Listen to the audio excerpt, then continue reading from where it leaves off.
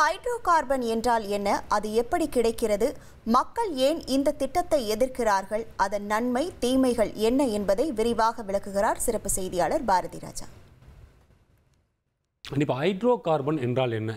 இன்னைக்கு தமிழ்நாடாக இருக்கட்டும், பிற மாநிலங்களாக இருக்கட்டும், ஹைட்ரோ கார்பன் திட்டம் என்று கொண்டு வந்தால் முதல்ல அந்த பகுதி மக்கள்லாம் எதிர்ப்பு தெரிவிக்க தொடங்கிடுறாங்க. இதுக்கு காரணம் என்ன? முதல்ல ஹைட்ரோ கார்பன் அப்படின்னா என்னன்னு தெரிஞ்சுப்போம். ஹைட்ரோ கார்பன் அப்படின்றது பல ஆயிரம் ஆண்டுகளுக்கு முன்பு நிலத்தடியில் ஏற்படுற, அதாவது நிலத்தின் பல மீட்டர், குறிப்பாக சொல்லணும்னா 1000 மீட்டர்களுக்கு கீழே 8 கிலோமீட்டர் வரையிலான ஆழத்தில் ஏற்படும் மாற்றங்கள் பல ஆயிரம் ஆண்டுகளுக்கு முன்பு நடந்த அனைத்து விஷயங்களும் கனிமங்களாக மாறுகிறது. அதுதான் ஹைட்ரோ கார்பன் சொல்கிறாங்க. ஹைட்ரோ கார்பன் அப்படின்னா H2O. H2ல H என்பதை அந்த ஹைட்ரஜனை குறிக்கும். ஹைட்ரஜனும் C என்ற கார்பனும் சேர்ந்து உருவாகும் கனிமங்கள் தான் இந்த ஹைட்ரோ கார்பன ரசாயன கலவை. சரி, இந்த ஹைட்ரோ கார்பன் மூலமா என்னென்ன விஷயங்கள்லாம் பயன்படுத்தப்படும் அப்படின்னு பார்த்தீங்கன்னா, இயற்கை எரிவாயுவில் தொடங்கி இன்று பயன்படுத்தக்கூடிய எரிபொருள் என அனைத்து விஷயங்களுமே இந்த ஹைட்ரோ கார்பன் மூலமா எடுக்க முடியும் அப்படின்றது தான் தற்போதைய நிகழ்வாக இருக்குது. சரி, ஹைட்ரோ கார்பன் எவ்வளோ ஆழத்தில் இருக்கும் அப்படின்னு பார்த்தீங்கன்னா, பூமியின் மேற்பரப்பில் இருந்து சுமார் 1 கிலோமீட்டர் ஆழம். இது குறைந்தபட்ச ஆழம் தான். 1 கிலோமீட்டர்லேருந்து 8 கிலோமீட்டர் ஆழம் வரை இருக்கும். இது அந்த புவியியல் அமைப்புக்கு ஏற்ற மாதிரி இடத்துக்கு இடம் மாறுபடும். 1 கிலோமீட்டரில் இருக்கும் ஒரு இடத்துல, இன்னொரு இடத்துல 2 கிலோமீட்டரில் கிடைக்கலாம், ஒரு இடத்துல 8 கிலோமீட்டர், அதிகபட்சமாக 8 கிலோமீட்டர் ஆழத்தில் கிடைக்கலாம். இது எப்படி உருவாகுது அப்படின்னு பார்த்தீங்கன்னா, பல ஆயிரம் ஆண்டுகளுக்கு முன்பு, பல கோடி ஆண்டுகளுக்கு முன்பு அழிந்த உயிரினங்கள், இயற்கை வளங்கள் அனைத்துமே இந்த கற்களுக்கு இடையிலே ஏற்படக்கூடிய வெப்பம் மற்றும் அழுத்தம் காரணமாக அது ஒரு புது கனிமமாக மாறுகிறது. இதை வெளியே எடுக்கும் பணி தான் தற்போது அனைத்து விஷயமாக, அதாவது எரிபொருளுக்காக வெளியே எடுக்கும் பணியானது தொடர்கிறது. நாடு முழுவதும் அல்ல, பல உலகம் முழுவதும் பல்வேறு நாடுகளில் இந்த ஹைட்ரோ கார்பனை எடுப்பதற்காக அந்த இடங்கள் தேர்வு செய்யப்படுகிறது. என்ற ஹைட்ரோ கார்பன் பொதுவாக எல்லா இடத்துலையும் கிடைச்சிடாது. இந்த கனிம படிவங்கள் இருக்கிறது ஒரு குறிப்பிட்ட பகுதியில் தான் இருக்கும். அந்த பகுதிகளை தேர்வு செய்து அங்கிருந்து எடுப்பார்கள். சரி, இந்த ஹைட்ரோ கார்பனை எப்படி எடுப்பாங்க அப்படின்னு பார்த்தீங்கன்னா, பெரிய ட்ரில் ரிக் அப்படின்னு சொல்லுவாங்க. பெரிய துளை, ஆழ்துளை போட்டு மிக ஆழமாக, அதாவது எவ்வளோ ஆழத்தில் இருக்கோ அந்த ஆழம் வரை உள்ளே துளையிடும் போது அதிலிருந்து அழுத்தமாகத்தான் அதிலிருந்து ஏற்படக்கூடிய அழுத்தம் மூலமாக இந்த ஹைட்ரோ கார்பன் அப்படின்றது வெளியே வரும். அது எப்படின்னா, ஒரு பாறைக்கும் அங்கே இருக்கிற அந்த பாறை அடுக்குகளுக்கும் இடையே சேகரிக்கப்பட்டிருக்கும் அந்த ஹைட்ரோ கார்பனானது அழுத்தம் மூலமாக பீச்சு கொண்டு வெளியே வரும். சில இடத்துல அழுத்தம் குறைவாக இருக்கக்கூடிய இடத்துல பம்ப் வைத்து கூட வெளியே எடுக்கும் விஷயங்கள் எல்லாம் பார்க்க முடிகிறது. இது டேங்கரில் சேகரிக்கப்பட்டு அதுக்கப்புறம் சுத்திகரிக்கப்பட்டு எரிபொருளாகவோ அல்லது பிற பயன்பாடுகளுக்கோ பயன்படுத்தப்படும். இந்த ஹைட்ரோ கார்பன் அப்படின்றது இன்னொரு முக்கியமான விஷயம். இதில் 3 பார்ட்டிகல்ஸ் இருக்குது. அதாவது 3 வகைகளாக இந்த ஹைட்ரோ கார்பனை பிரிக்கலாம். 3 மூலக்கூறுகள் இந்த ஹைட்ரோ கார்பன்லேருந்து எடுக்கப்படுது. முதலாவது அல்கேன்கள். அல்கேன்கள் அப்படின்றது ஒற்றை பிணைப்பு மட்டுமே கொண்டவை. சரி, ஒற்றை பிணைப்பு அப்படின்னா என்னன்னு பார்த்தீங்கன்னா, ஒரு அணு அப்படின்றது ஒரு எலக்ட்ரானை மட்டும்தான், அதாவது ஒரு ஜோடி எலக்ட்ரான், மொத்தம் 2 அணு இருக்குன்னா 2 எலக்ட்ரான்கள் அதில் இருக்கும். இந்த மாதிரி ஒற்றைத்தன்மை கொண்டதாக இருக்கும். உதாரணமாக சொல்லணும்னா, இது எரிபொருளாக பயன்படுத்தக்கூடியது கேஸ், அதே போன்ற மற்ற ஐட்டங்களாக, குறிப்பாக சொல்லணும்னா மீத்தேன் வாயு நம்மளாம் கேள்விப்பட்டிருப்போம், ஈத்தேன் வாயு, புரோபைன் அப்படின்லாம் கேள்விப்பட்டிருப்போம். இதெல்லாம் இந்த முதல் தர அல்கேன்கள்லேருந்து கிடைக்கக்கூடிய, மூலக்கூறுலேருந்து கிடைக்கக்கூடிய பொருட்களாக பார்க்கப்படுகிறது. இது வீட்டு எரிவாயு, அதே போல் வாகன எரிபொருள், இந்த மாதிரியான விஷயங்கள்லாம் இருக்குது. இதனால் ஒரு அபாயம் இருக்குது அப்படின்னா, எளிதில் இதில் கிடைக்கக்கூடிய இந்த மூலக்கூறுகள் மூலமாக கிடைக்கக்கூடிய பொருட்கள் அனைத்துமே எளிதில் தீப்பற்றக்கூடியவையாக இருக்கும் அப்படின்னு சொல்லலாம். ரெண்டாவது அல்கீன்ஸ். இது குறைஞ்சது ஒரு அணுவில் 2 எலக்ட்ரான்கள் இருக்கும். அது இது நான் சொல்கிற அனைத்துமே குறைந்தபட்சமாக. இந்த எலக்ட்ரான்கள் பிணைப்பு அப்படின்றது ஒரு மாதிரியான ஒரே சுழற்சியில் இருக்காது. சுழற்சி மாறுபடும். ஏனென்றால் 2 எலக்ட்ரான்கள் இருக்கும்போது அது வெவ்வேறு பாதையில் கூட சுழல வாய்ப்பு இருக்கிறது. அது போன்று இருக்கும்பொழுது இந்த கனிமங்களுக்கான தன்மை என்று வேறு மாதிரியாக இருக்கும். இதுக்கு உதாரணமாக சொல்லணும் அப்படின்னா, ஈத்தீன் புரோபீன் அப்படின்னு சொல்லுவாங்க. இது அதனுடைய மேம்படுத்தப்பட்ட ஒரு கனிமங்களாக பார்க்கப்படுது. சரி, இது என்னென்ன மாதிரியான பயன்பாட்டிற்கெல்லாம் எடுத்துக்காகலாம் பயன்படுத்துவாங்க அப்படின்னு பார்த்தீங்கன்னா, பிளாஸ்டிக் தயாரிப்பு, ரசாயனங்கள் தயாரிப்பு, மதுபானத்திற்கான மூலக்கூறுகள், இதெல்லாம் இந்த வகையிலேருந்து தயாரிக்கும். அதாவது இந்த மூலக்கூறுலேருந்து அல்கீன்ஸ் மூலக்கூறுலேருந்து தயாரிக்கப்படுது. இதில் என்ன விஷயம் நடக்கும் அப்படின்னு பார்த்தீங்கன்னா, இதை வெளியே எடுக்கும்போது ஏற்படக்கூடிய ரசாயன மாற்றங்கள் மற்றும் காற்று மாசு, நில மாசு ஆகியவற்றால் புற்றுநோய் உண்டாகும் வாய்ப்பு இருக்கிறதா சொல்கிறாங்க. மூன்றாவதாக கிடைக்கக்கூடிய மூலக்கூறு அரோமேட்டிக்ஸ். இது வந்து கார்பன் அணுக்கள் வந்து ஒரு வட்ட வளையமாக சுழற்சியிலேயே இருக்கும். இதனால் ஒரு வித்தியாசமான ஒரு நறுமணம் உண்டாகும். இதுதான் இந்த மூலக்கூறின் மிக சிறப்பம்சமாக பார்க்கப்படுகிறது.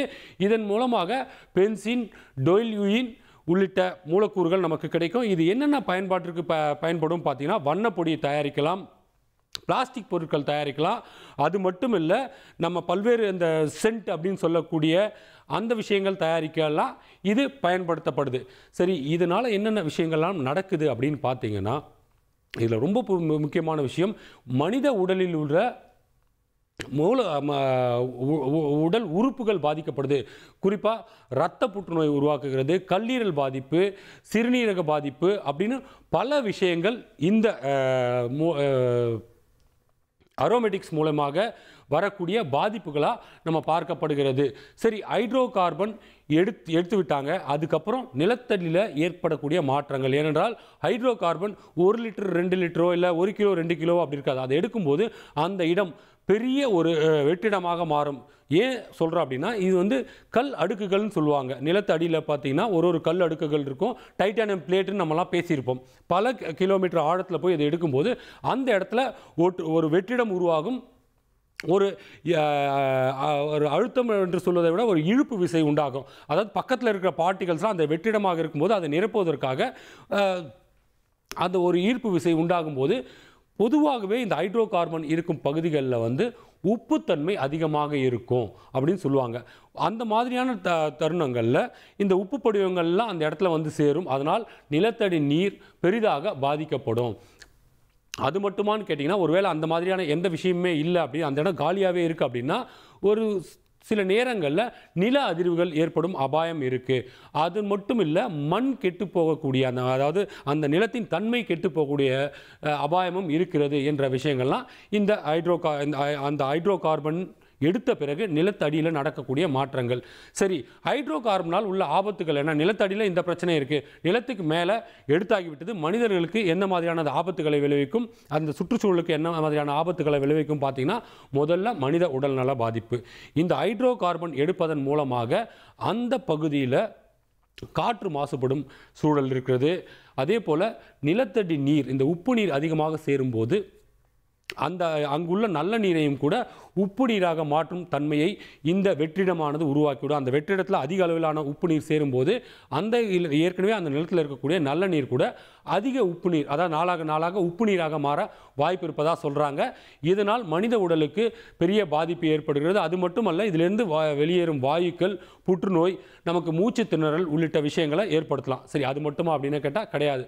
சுற்றுச்சூழல் பாதிப்பு, அங்கிருந்த இந்த ஹைட்ரோ கார்பன் மூலமாக அனைத்து விஷயங்களும் கனிமங்கள் எடுத்துப்பட்டு விட்டால் அங்கு நிலத்தடி நீர் பாதிக்கப்படும். அதனால் அங்கு இயற்கையான மரங்கள் வளர்வதில் சிக்கல் ஏற்படும். அது வந்து மரம் காய்ந்து போவதாக இருக்கட்டும், வேறு பயிர்கள் வளர முடியாத சூழலாக இருக்கும். இந்த மாதிரியான சூழல்லாம் ஏற்பட்டு காற்று மாசுபடும்.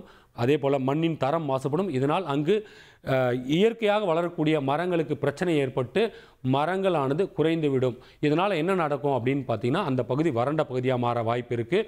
அது மட்டும் இல்லை, புவி வெப்பமயமாகும். அந்த பகுதியில் பூமியின் வெப்பமானது அதிகமாகும். கார்பன் டை ஆக்சைடு அதிக அளவில் வெளிப்பாடு இருக்கும் அப்படின்லாம் சொல்கிறாங்க. சரி, இதெல்லாம் சொன்னால் கூட மற்றொரு விஷயமா என்ன பார்க்கணும் அப்படின்னா, இங்கு பயன்படுத்தப்படும் நீர் அப்படின்றது, நிலத்தடி நீர் வந்து மக்கள் வந்து அதிக அளவில் பயன்படுத்துவாங்க. எந்த பகுதியாக இருந்தாலும் சரி, அந்த நீர் மாசுபடும் பட்சத்தில் அந்த மக்கள் அதை பயன்படுத்தினால் அவர்களுக்கு உடல் ரீதியான பிரச்சனைகள் ஏற்படும். அதாவது சிறுநீரக கோளாறில் தொடங்கி உடல் உறுப்புகள் பெரிய அளவில் பாதிக்கப்படும் அச்சம் அப்படின்லாம் இருக்குது. சரி, இந்த வெறும் உடல்நல பாதிப்பு தானா அப்படின்னு சொன்னால் கிடையாது. மக்கள் ஏன் எதிர்ப்பு தெரிவிக்கிறாங்க? வெறும் உடல் நலமா என்றால், இன்றைய காலகட்டத்தில் நவீன உணவு சாப்பிடுவது கூட உடல் நலத்திற்கு பாதிப்பை ஏற்படும் அப்படின்ற செய்தியெல்லாம் இருக்குது. ஆனால் இந்த திட்டத்தின் மூலமாக இந்த திட்டத்திற்கு எதிர்ப்பு தெரிவிக்க அதிகமாக மக்கள் எதிர்ப்பு தெரிவிக்க காரணம் என்னெல்லாம் சொல்கிறாங்க மக்கள் அப்படின்னு பார்த்தீங்கன்னா, முதல்ல நிலம் நீர் மாசுபடும் அச்சம்.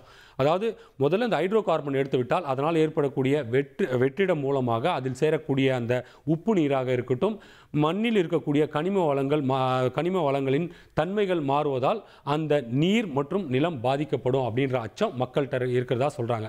ரெண்டாவது, இது போல் மண்ணின் தரம் மாறிவிட்டால் அங்கு முறையாக விவசாயம் செய்ய முடியாது, அதே போல் மீன் வளமும் பாதிக்கப்படும் அப்படின்ற பயமும் மக்கள்கிட்ட இருக்குது அப்படின்னு சொல்கிறாங்க. அதே போல் இது நம்ம மனித உடல் நலத்தை மட்டுமல்லாது குழந்தைகளின் எதிர்காலத்தையும் பாதிக்கும். பிறக்கக்கூடிய குழந்தைகளுக்கு பல்வேறு பிரச்சனைகளை ஏற்படுத்தலாம். இங்கே இருக்கக்கூடிய அதாவது அந்த எடுக்கக்கூடிய பகுதியில் காற்று மாசு இருந்தாலோ அல்லது நீர் மாசு இருந்தாலோ அதனால் ஏற்படக்கூடிய பிரச்சனைகள் உங்களுடன் முடிந்து விடாமல், அதாவது தற்போதைய காலகட்டத்தில் உள்ள மனிதர்களுடன் முடிந்து விடாமல் எதிர்காலத்தில் வரக்கூடிய குழந்தைகளையும் அது பாதிக்கும் அபாயம் இருக்குது அப்படின்னு சொல்கிறாங்க. அதனால் இது மட்டுமா அப்படின்னா கிடையாது. இயற்கை வளங்கள், அதாவது அந்த மண்ணின் தரம் ஒரு முறை மாறிவிட்டால் அதை மீண்டும் பழைய தரத்திற்கு கொண்டு வந்து விட முடியாது. ஏனென்றால் அந்த ஹைட்ரோ கார்பன் உருவாவதற்கு பல கோடி ஆண்டுகள் பிடித்தது. எனவே மீண்டும் அதன் தன்மை, அந்த மண்ணின் தன்மை பழைய மாதிரி திரும்பணும் அப்படின்னா பல கோடி ஆண்டுகள் தேவைப்படும். இதனால் இயற்கை வளங்கள் அழிந்துவிடும் என்ற பீதியும் மக்கள்கிட்ட இருக்குது. சரி, இவ்வளவு பிரச்சனைகள் மக்கள் எதிர்ப்பு தெரிவித்தாலும் கூட இதில் நன்மை இல்லவே இல்லை அப்படின்னு சொல்லி ஒதுக்கிட முடியாது. நீங்கள் இந்த ஹைட்ரோ கார்பன் எடுக்கிறதுனால நாட்டின் பொருளாதார பிரச்சனையை பெரிய அளவில் தீர்க்க முடியும். ஒரு நாட்டின் இன்னைக்கு பார்த்தீங்கன்னா 2 விஷயங்கள் தான் பிரதானமாக பார்க்கப்படுது உலக நாடுகளுடைய பணவீக்க விஷயத்தில்.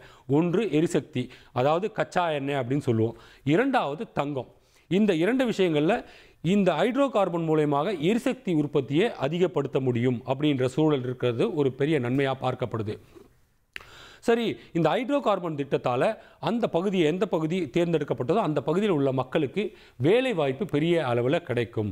அது மட்டும் இல்லை, பிளாஸ்டிக்கு, மருந்துகள் தயாரிக்க தேவையான மூலக்கூறுகள், வாசனை திரவியங்கள் தயாரிக்க தேவையான மூலக்கூறுகள், இது போன்ற விஷயங்களால் நம் உள்நாட்டில் இது தொடர்பான உற்பத்திகள் அதிகமாகும், ஏற்றுமதிகள் அதிகமாகும். வெளிநாட்டிலிருந்து இறக்குமதி செய்வது இந்த பொருட்கள், பிளாஸ்டிக் பொருட்களாக இருக்கட்டும், எரிசக்தி துறையை சேர்ந்த பொருட்களாக இருக்கட்டும், இது எல்லாமே வெளிநாட்டிலேருந்து இறக்குமதி செய்வது குறைவாக இருக்கும்போது நாட்டின் பணவீக்கம் என்பது அதிகரிக்க வாய்ப்பு இருக்கிறது. பணத்தின் மதிப்பானது, இந்திய நாட்டின் மதிப்பானது அதிகரிக்க வாய்ப்பு இருக்கிறது. அப்படின்ற நல்ல விஷயங்களும் இதில் இருக்கத்தான் செய்கிறது. அதை தாண்டி வேலை வாய்ப்புகளும் உருவாகும் அப்படின்னு சொல்கிறாங்க.